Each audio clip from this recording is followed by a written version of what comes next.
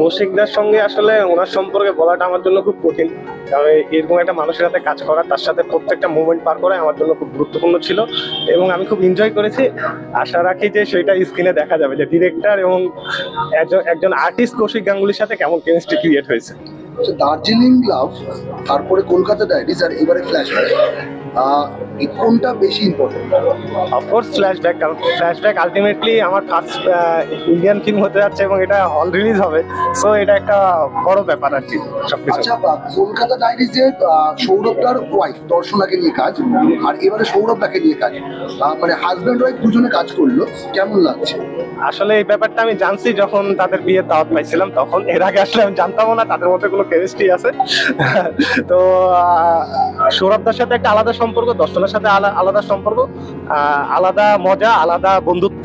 So আমি আমার সিনেমাতে যখন যাকে নিয়ে কাজ করি সেই বন্ধুত্বটাই ক্রিয়েট করতে চাই। আচ্ছা, ঢালিউডে কাজ আর কলকাতার টলিউডে কাজ, কোনটা বেশি সহজ মনে হলো? কোনোটাই সহজ না। এখানে আসলে বাংলাতে আসলে একই ডিসিপ্লিনের অনেক ব্যাপার থাকে, সেই ব্যাপারগুলো আমি এনজয় করি, আর আমি নিজেও বিভিন্ন জায়গায় কাজ করতে পছন্দ করি। হয়তো সামনে হয়তো অন্য কোনো ইন্ডাস্ট্রিতে কাজ করবো।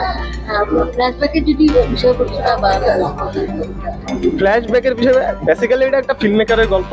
হ্যাঁ, one generation to another generation, যে একজন ফিল্ম মেকারের তার কিছু ফ্ল্যাশব্যাক ছিল এবং সেটাকে আমি সিনেমায় অ্যাপ্লাই করার চেষ্টা করছি, এবং সাথে ইমোশন, ভালোবাসা, মারামারি সবকিছুই আছে, এবং আমি একটা অফ ট্র্যাক এবং কমার্শিয়াল যাই বলেন আপনারা, দুটাকে একটা মিক্স আপ করার চেষ্টা করেছি।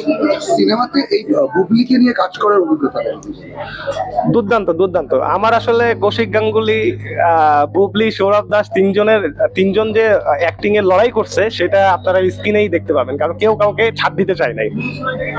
আর এই বাংলাদেশ আর এখানকার এই যে যৌথ একটা সেটা নিয়ে দেখেন, আগে তো যৌথ ছবি হতো, এখন যৌথ ছবির নীতিমালা অনেক জটিল, যৌথ ছবি হয় না। তবে একটা সুযোগ আছে যে যে কোনো দেশের ছবি যে কেউ ইম্পোর্ট করতে পারে, সেই সুযোগটা হয়তো আমাদের এই ফ্ল্যাশব্যাক সিনেমাটাও নিবে। সব মিলিয়ে দর্শকদের কি বলবেন এই ছবি?